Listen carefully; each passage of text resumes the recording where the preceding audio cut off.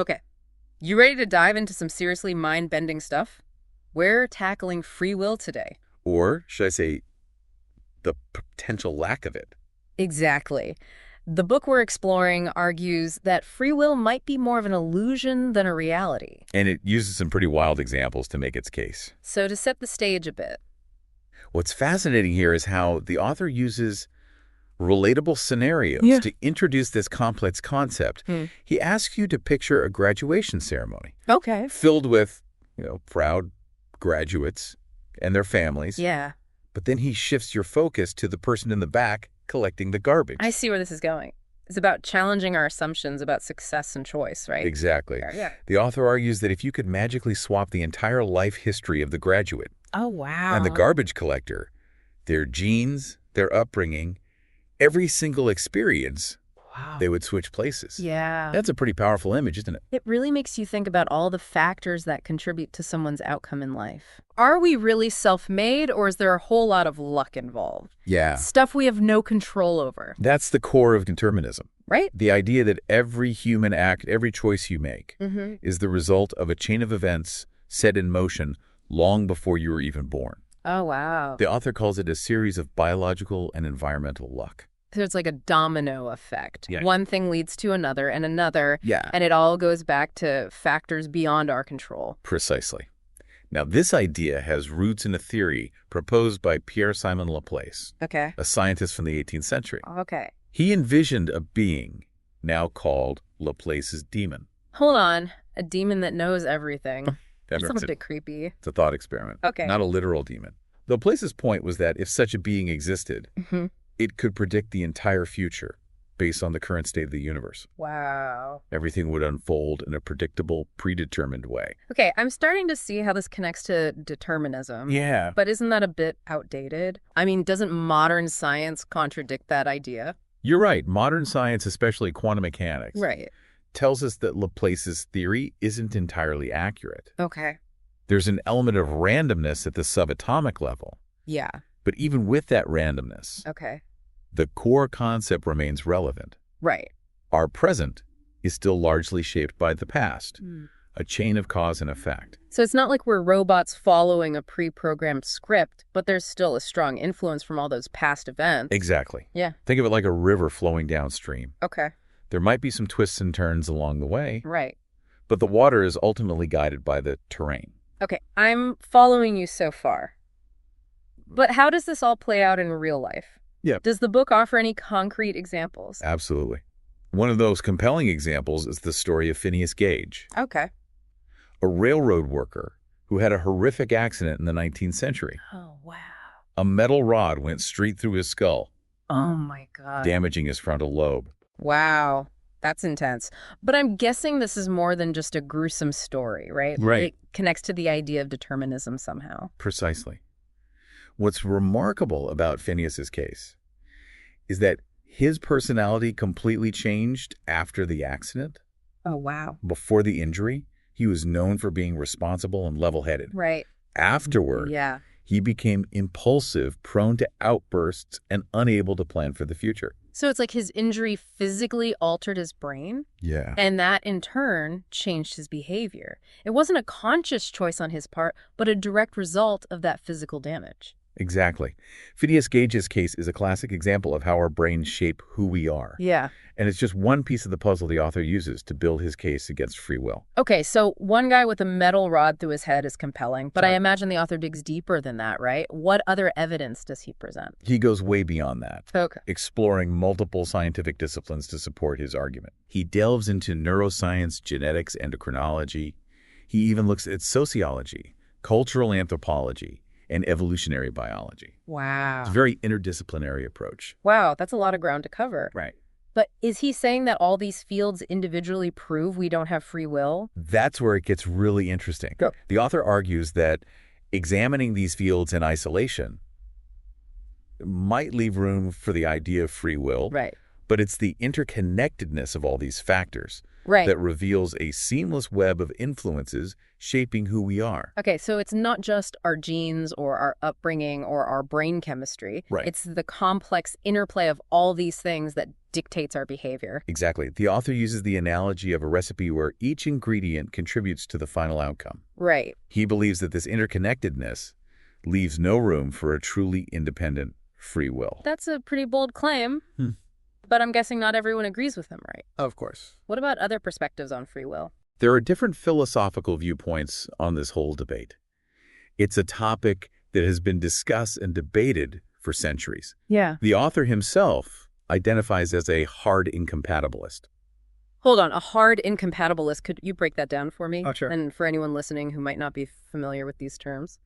Incompatibilism in general is the view that determinism and free will cannot both be true. Okay. Hard incompatibilists like the author believe that because determinism is likely true, Okay. free will must be false. Okay, that makes sense.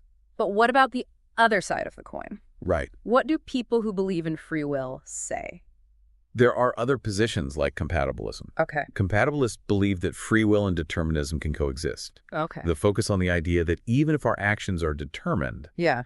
we can still be free in a meaningful sense, Right. as long as we're acting in accordance with our internal desires and motivations. So it's all about how you define free will. If free means acting on your desires, even if those desires themselves are predetermined, Yeah. then you could argue that we still have a kind of free will. That's the crux of the compatibilist argument. Right. And then there's libertarian incompatibilism, Okay. which is the view that we do have genuine free will, and therefore determinism must be false. Okay, so we've got a whole spectrum of opinions here. But where does the author land on all of this? Does he acknowledge these other perspectives? He definitely acknowledges them, Yeah. but he maintains his hard incompatibilist stance. He argues that even our internal constraints, Okay. like desires, motivations, and even our capacity for reason, are ultimately products of that deterministic chain of events. So he's saying that even if we feel like we're making free choices, Right. those choices are ultimately shaped by factors beyond our conscious control. That's the essence of his argument. Wow. And it leads him to explore some very thought-provoking questions about the implications of a world without free will. Okay, I'm hooked. Where does he go from there? Let's unpack some of those implications. Well, one of the biggest questions is, what happens to our legal system if we accept that people don't have free will? Right. Can we still hold people responsible for their crime? Yes. Do things like blame and punishment Right. even make sense in a deterministic world? Those are some huge questions, and I'm guessing the book doesn't shy away from them. Not at all. In fact, that's where the author's arguments get really interesting. Okay. And maybe even a bit controversial. Okay. He challenges some deeply ingrained beliefs about morality and justice. All right, let's dive into that. What does he propose as an alternative to our current system? What does justice look like in a world without free will? The author dives right into those tough questions, and he doesn't hold back. Yeah. He argues that if we truly have no free will, then our traditional ideas about blame and retributive punishment Right. become very problematic. I can see how that would be a tough pill to swallow for a lot of people. The idea that someone who commits a crime might not be fully responsible for their actions seems to go against our gut instincts. It definitely challenges our deeply ingrained beliefs about justice. Right. But the author asks us to consider this. Okay. If someone's actions were ultimately determined by factors beyond their control, Right. can we really say they deserve to be punished in the traditional sense? That's a really thought-provoking question. It makes you rethink the whole purpose of punishment. Is it about revenge, deterrence, or something else entirely?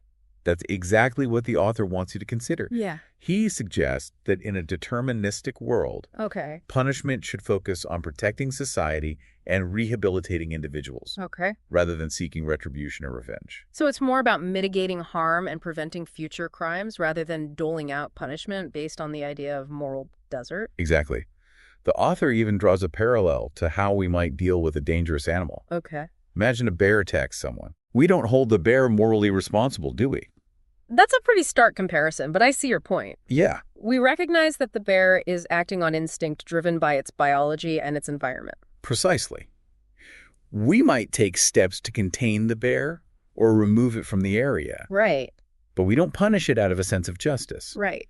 The author suggests that we should extend that same understanding to human behavior. Okay, I'm starting to see how this deterministic view could lead to a more compassionate approach to justice. Right. But wouldn't this lead to chaos? Well, If no one is truly accountable for their actions, wouldn't people just run wild knowing they can't be punished? that's a common concern. Yeah. But the author argues that even without retributive punishment, Okay. we still have other mechanisms for deterring harmful behavior. Okay. We can still have laws, consequences, and systems of rehabilitation Right. that focus on addressing the underlying causes of crime. So it's not about letting people off the hook, but rather rethinking the purpose and justification for our legal system, moving away from blame and towards prevention and understanding. Exactly. The author believes that recognizing the deterministic nature of human behavior doesn't mean abandoning all notions of justice or accountability. It simply means we need to approach those concepts in a new light. This is all pretty heavy stuff, but I want to shift gears a bit and talk about the personal implications of determinism. Yeah. If we truly internalize this idea of no free will, how does it change the way we relate to others? Do we stop feeling gratitude towards someone who helps us or resentment towards someone who wrongs us? Those are great questions, and they lead us to one of the most challenging aspects of this book. Okay. The author talks candidly about his own struggle to live in accordance with his beliefs. Yeah. He admits that even though he intellectually understands that free will is an illusion, Right. he still finds himself experiencing emotions like blame, gratitude, Yeah. and even love, Oh, wow. in a way that seems to contradict his deterministic worldview. So it's like there's a disconnect between his head and his heart. Yeah. He knows that these emotions are ultimately products of that deterministic chain of events, Right. but he still feels them deeply and personally. Exactly. He even goes so far as to compare love to the formation of a wild beast or an asteroid, a result of physical processes and environmental influences. Wow, that's a pretty provocative statement. I can imagine some people finding that a bit cold and reductionist. Yeah. It seems to take the magic out of love. It might seem that way at first, Mm-hmm. but I think the author is trying to push us to see beyond our surface-level interpretations of these emotions. Okay. He's not saying that love is any less real or meaningful. He's simply challenging us to rethink its origins and how it fits into a deterministic framework. So it's about recognizing the influences that shape our feelings without diminishing the power of those feelings. Yeah. It's like saying, yes, my love for you is a product of my biology and my experiences, but that doesn't make it any less profound or authentic. That's a great way to put it. Mm-hmm. And the author argues that this deterministic view doesn't have to lead to a cold, emotionless existence. Okay. In fact, he believes it can lead to greater compassion and understanding. I can see that, because if we recognize that everyone's actions are ultimately shaped by factors beyond their control, Yeah. then we're less likely to judge them harshly or hold them personally responsible for their mistakes. Exactly. He envisions a world where we approach each other with more empathy, Okay. recognizing that we're all products of our circumstances. Right. He believes that this shift in perspective could lead to more forgiveness, more understanding, and ultimately a more just and humane society. That's a pretty hopeful vision. Right. But I'm curious, how does the author reconcile this deterministic view with the idea of personal growth and change? Okay. If everything is predetermined, does that mean we're stuck in a rut, unable to improve ourselves or make different choices? That's another key point the author addresses. Okay. He acknowledges that even in a deterministic world, we still experience ourselves as agents who make choices and take actions. Right. And he doesn't dismiss that subjective experience. However, he encourages us to recognize its limitations. So it's about finding a balance, right? Acknowledging the influence of those turtles all the way down while still embracing our capacity for action and striving to create a better future. Precisely. And that brings us back to the book's title. Right. It's turtles all the way down. Yes, the turtle analogy. We teased it in the beginning. So what's the deal with these turtles? Well, the author tells a story about the philosopher William James. Okay. After a lecture, an old woman challenged James, saying the world rests on the back of a giant turtle. Okay. When James asked what that turtle stood on, Yeah. she replied, "It's turtles all the way down." Yeah, okay, I remember you mentioning that. It sounds a bit absurd at first, but I'm sensing there's a deeper meaning here. There is. The author uses this seemingly silly image to illustrate his point about determinism. Okay. He argues that searching for the ultimate cause of our behavior, is like looking for that bottom turtle. Right. It's an endless chain of preceding events with no starting point. So instead of a single foundational cause for our actions, Yeah. it's this infinite regress of influences, kind of like those Russian nesting dolls where you keep opening one to find another inside. That's a great analogy. And the author argues that this turtles all the way down model is actually more logical and consistent with scientific evidence than the idea of a freely willing agent who acts independently of all prior influences. Okay, I can see how that analogy works. Right. But I'm still wrestling with this whole idea of no free will. Sure. If our choices don't ultimately matter, what's the point of striving for anything? Does this deterministic view lead to a kind of nihilism or apathy? That's a really important question. It's something a lot of people grapple with when they first encounter these ideas. Right. But the author argues that a deterministic worldview doesn't have to lead to despair or inaction. So how does he address that concern? How does he find meaning and purpose in a world where our choices might not be truly free? Well, he points out that even if we don't have ultimate control over our choices, that doesn't mean our actions are meaningless. We still experience the world as agents who make decisions and take actions, Right. and those actions can have a real impact on ourselves and others. So it's about finding meaning in the journey, even if the destination might be predetermined. That's a good way to put it. He also suggests that recognizing the deterministic nature of reality can actually be liberating in a way. Liberating? How so? Well, if we let go of the idea that we're fully responsible for everything that happens to us, both the good and the bad, it can free us from a lot of unnecessary guilt and self-blame. That makes sense. Instead of constantly beating ourselves up for our mistakes, we can approach ourselves with more compassion and understanding, recognizing that those mistakes were, in a sense, inevitable given the circumstances. Right. It makes you think about, like, maybe reframing those mistakes as learning opportunities Exactly. rather than personal failings. And he even argues that this shift in perspective can lead to greater gratitude for the good things in our lives. Oh, interesting. How so? Well, if we accept that even our positive experiences are ultimately the result of factors beyond our control, it can make us appreciate them even more.